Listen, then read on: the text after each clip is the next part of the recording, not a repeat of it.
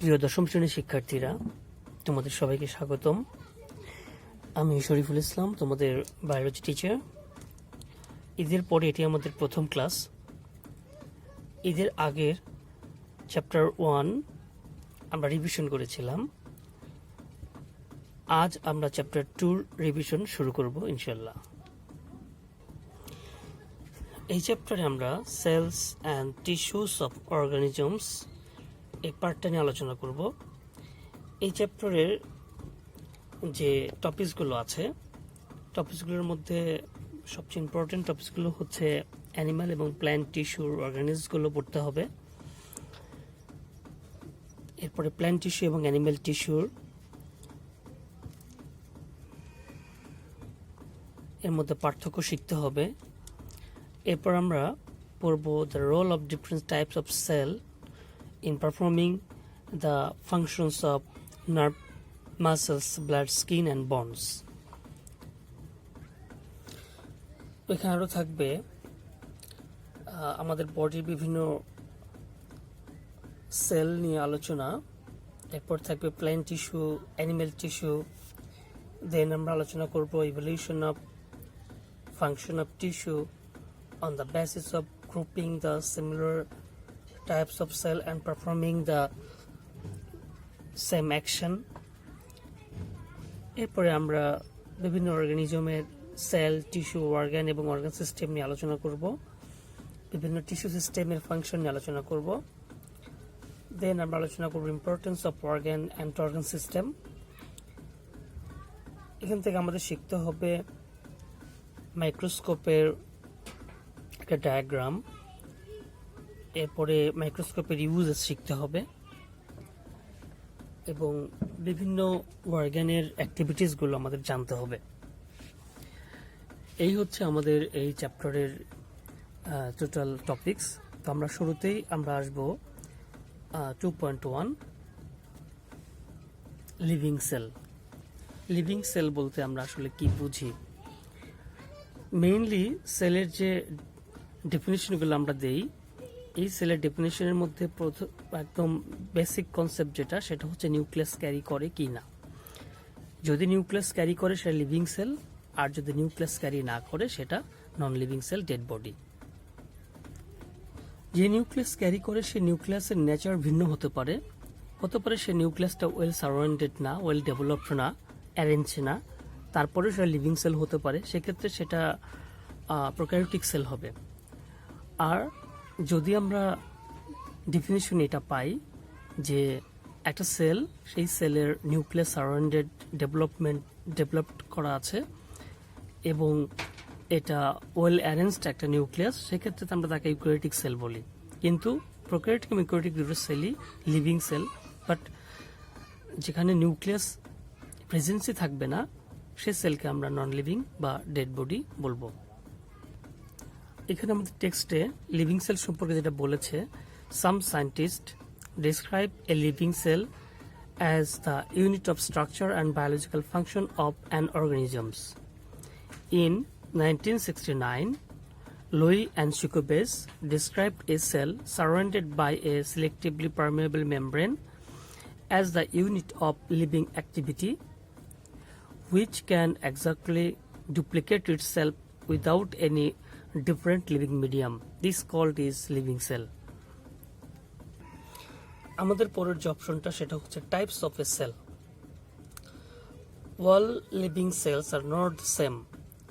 Just as they have a different in structure, they also have different in size, shape and function. বিভিন্ন ভাবে আমরা সেলকে বিভিন্ন ক্যাটাগরিতে ভাগ করতে পারি, তাদের সাইজ অনুযায়ী, শেপ অনুযায়ী, ফাংশন অনুযায়ী, আবার অনেক সময় তাদের অরিজিনেশন অনুযায়ী। On the basis of the organisms of the nucleus, cells can be divided into two types, prokaryotic cell and eukaryotic cell. এটা ডিফারেন্স করছে on the basis of nucleus. প্রথমটা প্রোক্যারিওটিক সেল। আমরা বলবো প্রোক্যারিওটিক সম্পর্কে যাদের nucleus well developed না, এবং এটা বলেছে nuclear materials is in a prokaryotic cell are not surrounded by a nuclear membrane. They are depressed in its cytoplasm Though the cell organelles such as mitochondria, plastid, endoplasmic reticulum, etc. are found in the prokaryotic cell, just ribosome are present in it. এবং এখানে the chromosomal structure of a prokaryotic cell contain only the unwrapped DNA. Just একটা DNA structure বা DNA এর basic যে materials, basic ম্যাটেরিয়ালসগুলো এই সেলের মধ্যে থাকে। এর মধ্যে ব্লু, গ্রিন, অ্যালজি, ব্যাকটেরিয়া এগুলো হচ্ছে প্রোক্যারিওটিক সেলের এক্সাম্পল। আমরা যদি ইউক্যারিওটিক সেল দেখতে যাই, এখানে আমরা দেখব ইউক্যারিওটিক সেলের ক্ষেত্রে কমন যে বিষয়টা সেটা হচ্ছে nuclear material are well organised and surrounded by a nuclear membrane. Other cell organelles along with ribosome are present. Chromosome consists of DNA, histone, protein and other components. Most living cells are of this type. এটা হচ্ছে নিউক্লিয়াসের উপর depend করে সেলকে যে দুটো ভাগে ভাগ করা যায় সেই দুটো ভাগ। এরপরে আমরা ফাংশনের উপর ডিপেন্ড করে সেলকে আরো দুটো ভাগে ভাগ করতে পারি। ফাংশনের উপর ডিপেন্ড করে on the basis of function there are two types of cell, somatic cell and gametic cell. আমরা সোমাটিক এবং গ্যামেটিক দুটো ভাগে ভাগ করতে পারি। প্রথমে somatic cell, soma for body আর গ্যামেট ফর রিপ্রোডাক্টিভ পার্ট। তো somatic cell consists of all bodies. This type of cell take part in composition of the cell of an organism. Somatic cell divide through the process of binary fission and mitotic cell division. Organisms through in this way. Moreover, this cell take part in the organization of different organ and organ systems. আমাদের বডির যে পার্টগুলো, মানে আমাদের বডির অংশ, আমাদের বডিতে সব পার্টই এই সোমাটিক সেল দিয়েই তৈরি। এরপর যে গ্যামেটিক সেল বলতে যাই, gametic cell are produce in the organisms in which sexual reproduction and alternation of generation occur. Gametic cell দিয়ে জাস্ট রিপ্রোডাকশন ঘটে এবং জেনারেশনের অল্টারনেশন ঘটে। Primordial germ cells divided through meiosis cell division and produce gametic cell. In a gametic cell, the number of chromosomes become half that of its somatic type. A new living body is commenced after the fusion of male and female gamete. Zygote is the first cell produced after the union of male and female gamete cell. Gamete upgrades repairs the mitotic cell division to organize a body of an organism. Total বডিতে যে gametic part তৈরি হয়, gametic সেলগুলো তৈরি হয় আমাদের বডিতে, এটা মিওসিস সেল ডিভিশনের মাধ্যমে। এবং মিওসিস সেল ডিভিশনের মাধ্যমে যে গ্যামেটগুলো তৈরি হয়, এই গ্যামেট মেল এবং ফিমেল দুটো ভিন্ন ভিন্ন বডিতে ভিন্ন ভিন্ন গ্যামেট তৈরি হয়। এবং এই গ্যামেটগুলোর ইউনিয়নের ফলে যে জাইগোট তৈরি হয়, সেই জাইগোট থেকে আবার নতুন জেনারেশন ক্রিয়েট হয়। এই সিস্টেমটা গ্যামেটিক সেল মাধ্যমেই ঘটে। আমরা এরপরে পরের যে পার্টটা পড়ব সেটা হলো বেসিক্যালি আমরা প্ল্যান্ট এবং অ্যানিম্যাল সেল দেখব। আমরা অ্যানিম্যাল এবং প্ল্যান্ট সেলের বিভিন্ন অর্গানিজম সম্পর্কে জানবো। তো আমরা এখানে একটা প্ল্যান্ট সেল দেখতে পাচ্ছি এবং এই প্ল্যান্ট সেলের অনেকগুলো পার্ট আছে। এক্সামে কখনো যদি প্ল্যান্ট আর অ্যানিম্যাল সেল ড্র করতে বলা হয় বা ডিসক্রাইব করতে বলা হয়, তবে আমরা এই সেলগুলো ড্র করার সময় বাম পাশে ড্র করব, খাতার বাম পাশে ড্র করব এবং ডান পাশে একটু দূরে সমান স্কেল করে প্রত্যেকটা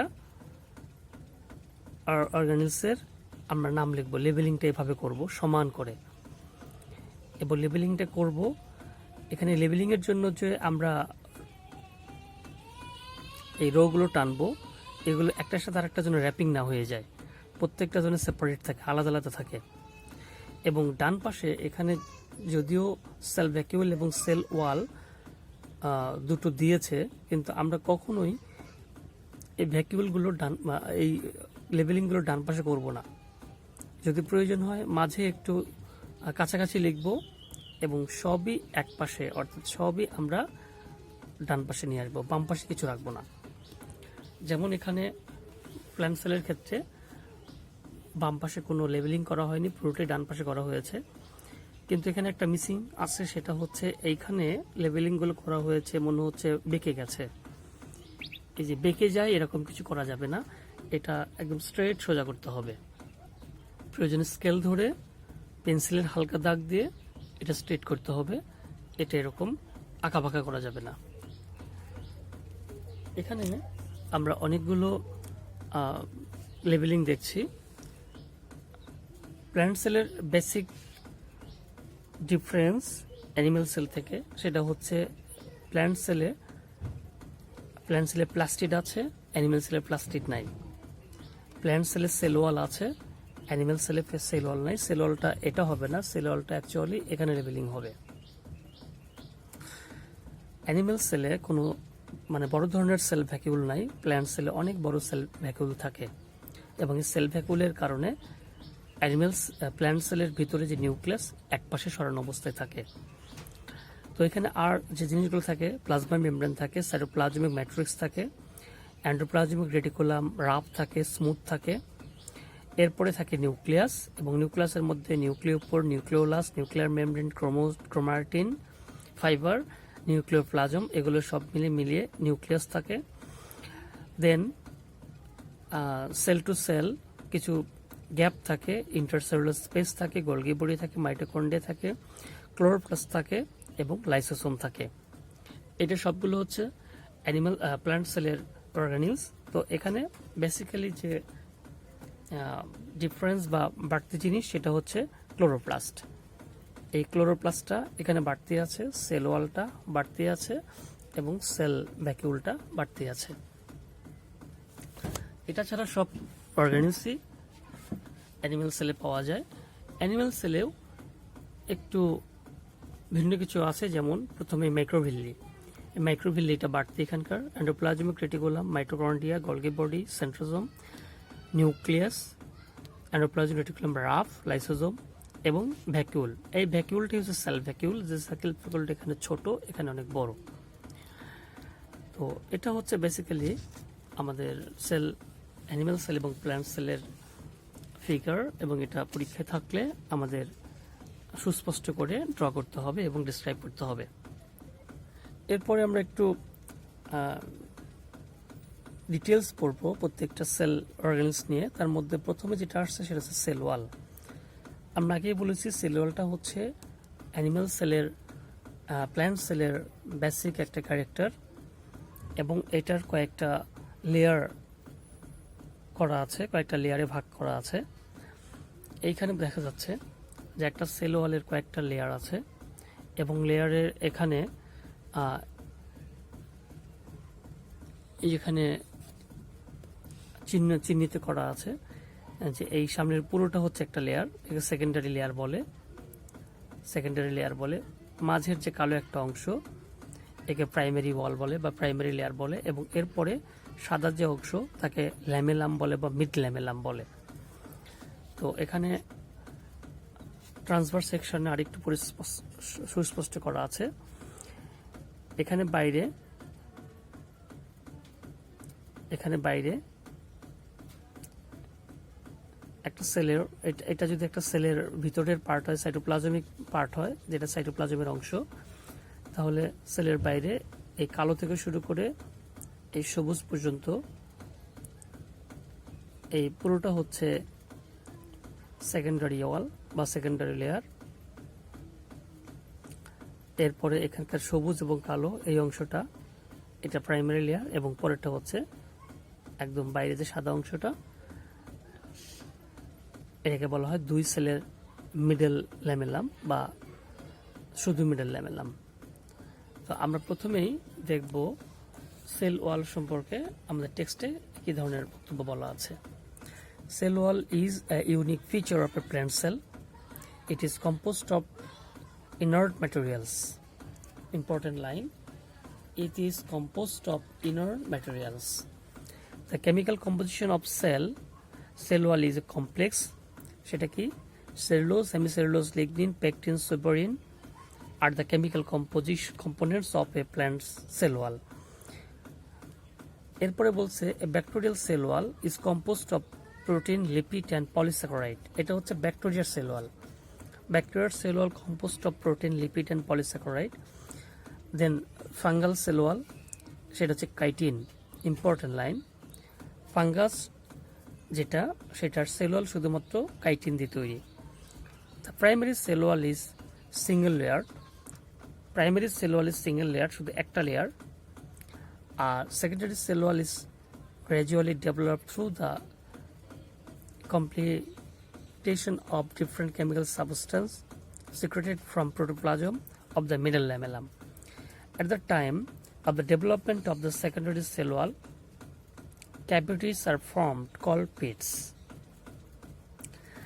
Mainly cell wall এর তিনটা লেয়ার এখানে বলা আছে, সেল ওয়ালের কেমিক্যাল কম্পোজিশনগুলো বলা আছে। সেল ওয়াল থেকেই মূলত যেমন plasmodiums are form in the cell wall to exchange materials with adjacent cell. পাশাপাশি সেলের মধ্যে বিভিন্ন ম্যাটেরিয়ালসের এক্সচেঞ্জ করার জন্য যে প্লাজমোডিয়াম বা প্লাজমোডাজমাটা তৈরি হয়, সে প্লাজমোডাজমাটা তৈরি হয় সেল ওয়াল থেকে। তো সেল ওয়ালের পরে আমরা আসব প্রোটোপ্লাজম। প্রোটোপ্লাজমটা হচ্ছে মেইনলি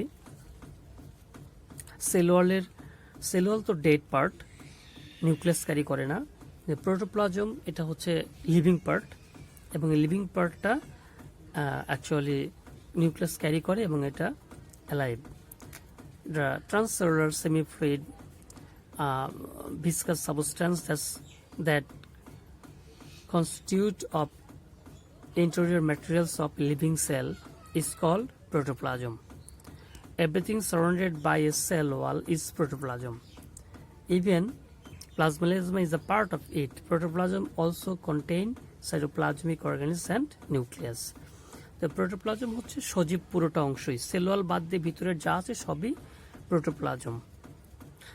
এরপরে লিভিং সেলের আরেকটা অংশ আছে এখানে, সেটা হচ্ছে plasmalemma. The double layered membrane around the protoplasm of a cell is called cell membrane or plasmalemma. The double layered membrane is very flexible. The folding of a cell membrane are called microvilli, which are mainly composed of lipid and protein. Most important, microvilli composed of lipid and protein. Because it is selectively permeable, the membrane can control the movement of water and materials through the process of osmosis and separate the cell from its neighboring cell. এতক্ষণ আমরা সেলের বাইরের যে ওয়াল বা surrounded যে মেমব্রেনগুলো সম্পর্কে পড়লাম। এখন আমরা সরাসরি সেলের ভিতরে যে অর্গানিজগুলো আছে সেগুলো আমরা পড়ব। যে অর্গানিজগুলো সাইটোপ্লাজমিক ফ্লুইডে ফ্লটিং করে থাকে, এবং এই সাইটোপ্লাজমিক ফ্লুইডের মধ্যে যে ফ্লটিং করে থাকে এই অর্গানিজগুলোকে বলা হয় সাইটোপ্লাজমিক অর্গানিজ, এবং সাইটোপ্লাজমিক অর্গানিজ সম্পর্কে পড়ব। সাইটোপ্লাজমিক অর্গানিজ সম্পর্কে প্রথমে যে সাইটোপ্লাজমিক অর্গানিজের কথা বলা আছে সেটা হচ্ছে মাইটোকন্ড্রিয়া। এবং এই সাইটোপ্লাজমিক অর্গানিজগুলো আবার দুরকম হয়। কিছু কিছু অর্গানিজ আছে যাদের বাইরে মেমব্রেন আছে, যাকে বলা হয় মেমব্রেনাস অর্গানিলস। আর কিছু কিছু আছে যেগুলো মেমব্রেন নাই, নন মেমব্রেনাস অর্গানিলস। নন মেমব্রেনাস অর্গানিলসগুলো সেলের মধ্যে যেমন আমরা নর্মালি বলতে পারি পানির মধ্যে যেরকম একটা তেলের ড্রপ থাকে, জাস্ট এরকম থাকে, তার বাইরে কোনো সারাউন্ডেড নাই, কোনো মেমব্রেন নাই, এক্সেট্রা এক্সেট্রা। তো সারাউন্ডেড অর্গানিজগুলোর মধ্যে প্রথমে আমরা মাইটোকন্ড্রিয়া সম্পর্কে পড়ব। ইন 1998, এটা হবে 1898, in 1898 Carl Brenda first coined the term mitochondria. These organs play a very important role in cellular respiration.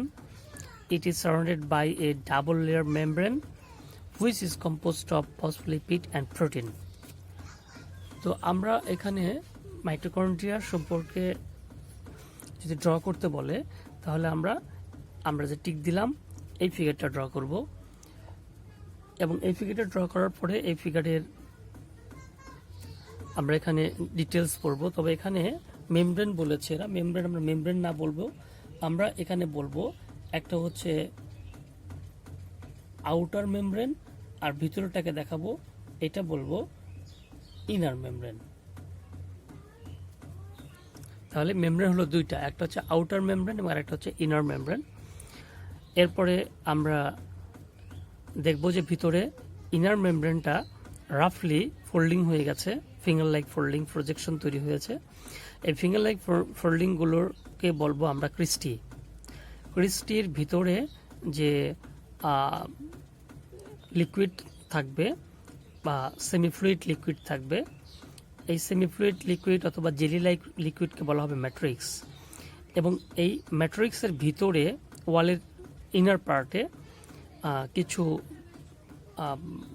Bubbles থাকবে, এই বাবলসগুলোকে বলা হবে অক্সিজম। অ্যাকচুয়ালি অক্সিজমগুলোর চেহারা এরকম যে একটা অক্সিজম এরকম একটা বেসমেন্টের উপরে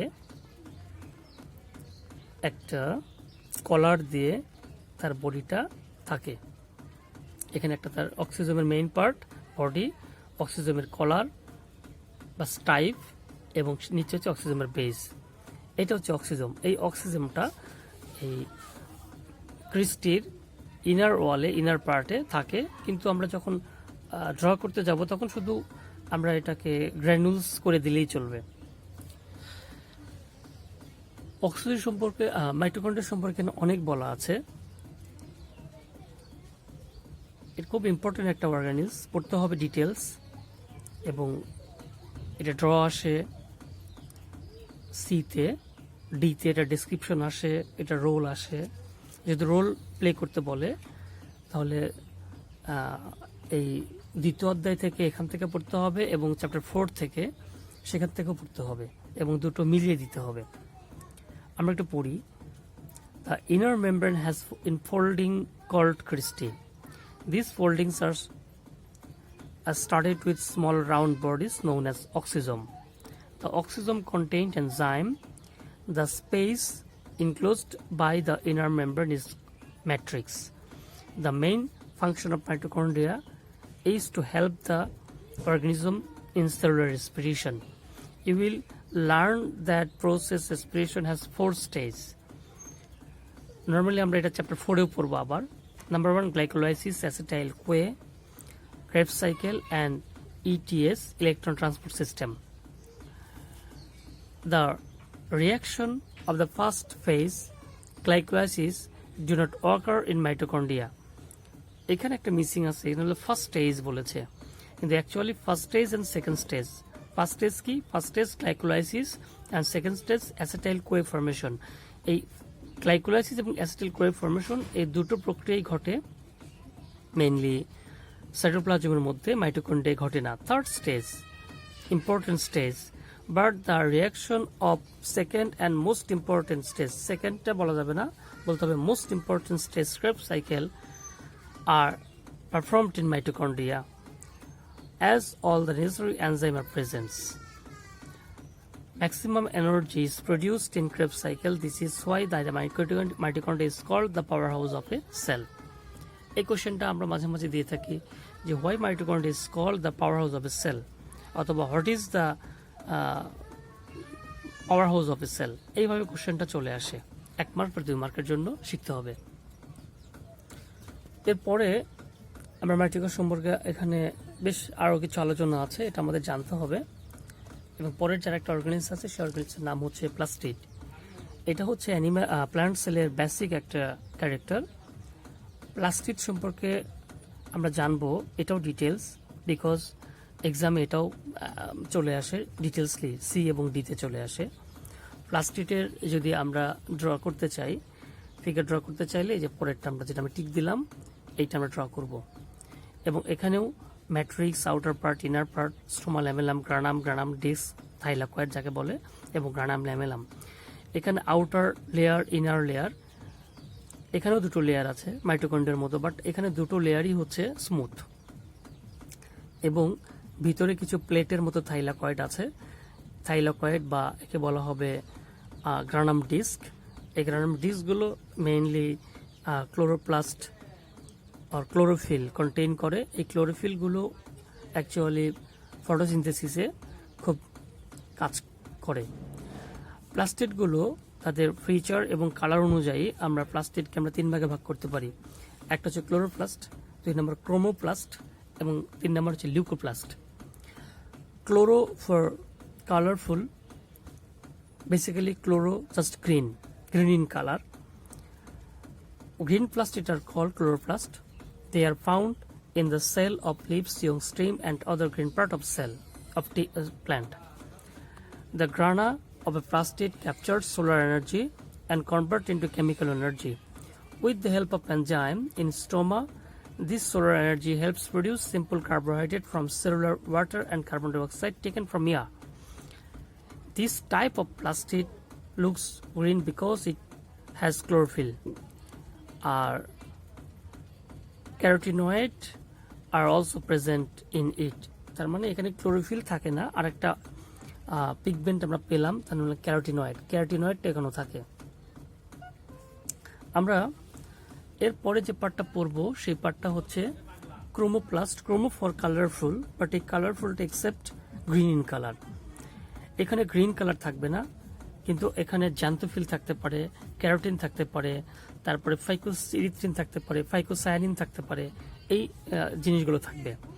এগুলো ইয়েলো কালার হতে পারে, তারপরে কিছু ব্লু কালার হতে পারে, কিছু রেড কালার হতে পারে, কিছু অরেঞ্জ কালার হতে পারে। এইভাবে মূলত এই বিভিন্ন কালার পিগমেন্ট এরা ক্যারি করে। এখানে বলেছে the flowers, leaves and other parts of the plants have their attractive colorful appearance because of this pigment. This main purpose is to make flower attractive and for pollination. They also synthesize and store different types of photosynthetic pigment. Photosynthesis হওয়ার পরে যে photosynthesis থেকে যে বিভিন্ন pigment কাজে লাগে, সেই photosynthetic পিগমেন্টগুলো এখানে থাকে। আমরা আরেকটা পড়তে পারি একদম শেষ প্লাস্টিড, তার নাম হচ্ছে leucoplast.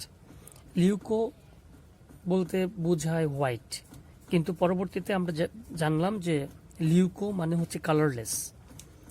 In contrast of other plastid, leucoplast are non pigment. They are usually found in the cell of the plant part where sunlight does not reach, example root, ovaries and embryo. Their main function is the store of food. এটা সাধারণত মানে ফাংশনটাই আসে। লিউকোপ্লাস্টের function কি 1 নম্বরে চলে আসে। Leucoplast can be transform for chloroplast or chromoplast when they come in contact of sunlight. সানলাইটের কন্ট্যাক্টে আসলে এটা বিভিন্ন অন্যান্য প্লাস্টিডে কনভার্ট হতে পারে। লিউকোপ্লাস্ট সম্পর্কে যা বলা আছে এতটুকু জানলেই চলবে আমাদের। এটার লিউকোপ্লাস্টের ফাংশন পড়তে হবে, লিউকোপ্লাস্টের এক্সাম্পল পড়তে হবে।